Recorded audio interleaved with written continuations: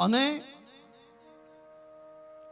એક દિવસ એવું બન્યું કે સંતોને મેં કીધું કે મને તમારી સાથે લઈ જાઓ, પણ એને ના પાડી કે તારી જવાબદારી છે તારી માતાની,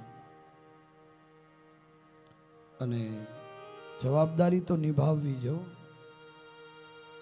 કેમ કે પથ્થર પૂજ્યા પૃથ્વી તણા, ત્યારે દીઠું તમ મુખડું. એ પુનિત જનના કાળજા પથ્થર બની છૂંદશો નહીં. બધું ભૂલો પણ માતા પિતાને ના ભૂલો. અને કહેવત છે સોયની પાછળ દોરો હોય. હે સોય હોય ને સોય, એની પાછળ દોરો આવતો હોય. જેવું કરો ને એવું ભરો, એ ભાવ ના ભૂલશો. એમ થશે કે ના મારે આ કંઈ નહીં આવે, તો એ તો આપણે બધું આવવાનું છે. સોય હોય, સોયની પાછળ દોરો હોય જ હોય ને હોય. તારી માતાની જિમ્મેદારી છે, જવાબદારી છે. એટલે સ્વામી વિવેકાનંદ મને આ વાત અમારા પરમ સ્નેહી ઘણી વખત કહે છે કે તમે કહેતા રહેજો. સ્વામી વિવેકાનંદ જ્યારે વૃદ્ધાશ્રમ નું તાળું ખોલવા ગયા, ઓપનિંગ કરવા ગયા ને ત્યારે કીધું કે મને આજે આનંદ નથી આવતો. મને આનંદ ત્યારે આવશે કે જ્યારે તમે વૃદ્ધાશ્રમને તાળું બંધ કરવા માટે મને બોલાવશો. કેટલા ઘરડા ઘર થઈ ગયા તમને ખબર છે?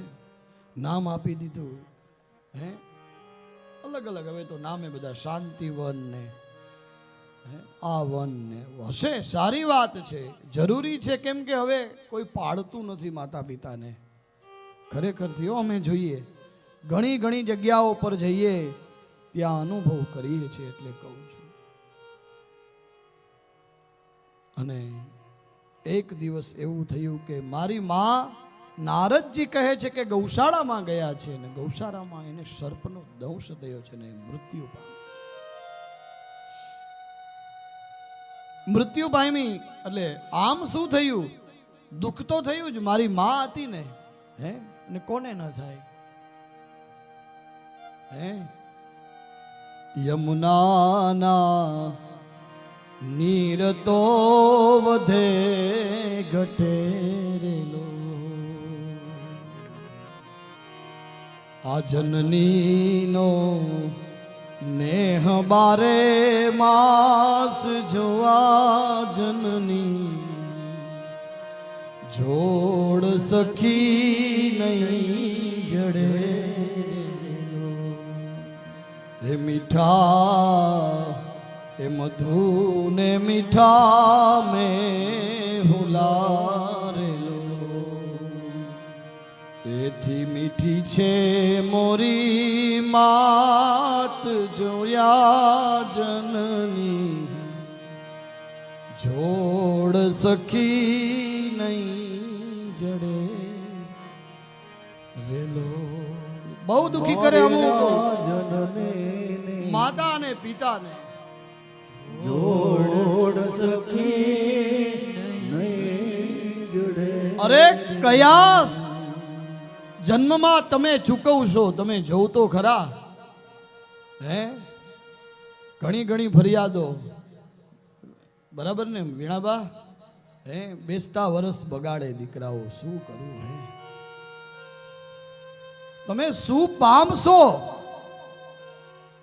શું પામશો એ જોઈને તમને એમ લાગે કે તમે આમાંથી છૂટી જવાના? બિલકુલ નહીં, નહીં છૂટો. જેવું કરો ને એવું ભરવું જ પડશે. કેમ કે જેવું કરો એવું ભરો, એ ભાવ ના ભૂલશો નહીં. કરબદ્ધ વિનંતી, આ યુટ્યુબ લાઈવના માધ્યમથી આપ જે કોઈ કથા શ્રવણ કરી રહ્યા હોય, માતા પિતાને એને પગથિયા ન બનાવો. તમે ચડી જાઓ, સ્ટેબલ થઈ જાઓ એટલે માતા પિતાને બસ ફેંકી દેવાના. હવે જાઓ વૃદ્ધાશ્રમમાં, ફેંકી દેવાના ના. એની જેટલી સેવા કરશો ને એટલું તમને ફળ મળશે. એટલે નભાગના ભાગમાં રામાયણની કથા છે ને, એને માતા પિતાએ તરત લઈ લીધા, બાકી ભાઈઓએ રાજ્ય બધું વેચી લીધું. એટલે શું તમે વિચારો, શું આપણે વિચારીએ? હે, અને હું તો એમ કહું, ગાદી પરથી એમ કહું છું, અને સ્વાભિમાનથી, અભિમાનથી નહીં, સ્વાભિમાનથી કહું છું કે આજે આ ગાદી પર હું જે બેઠો છું એ મારા માતા પિતાના 100% આશીર્વાદ છે. અને એમાં જો કોઈનો મોટો ફાળો હોય, હંમેશા યાદ રાખજો વાલા કુટુંબીજનો, વાલા શ્રોતાજનો, તમારા ધર્મપત્નીનો જ હોય છે.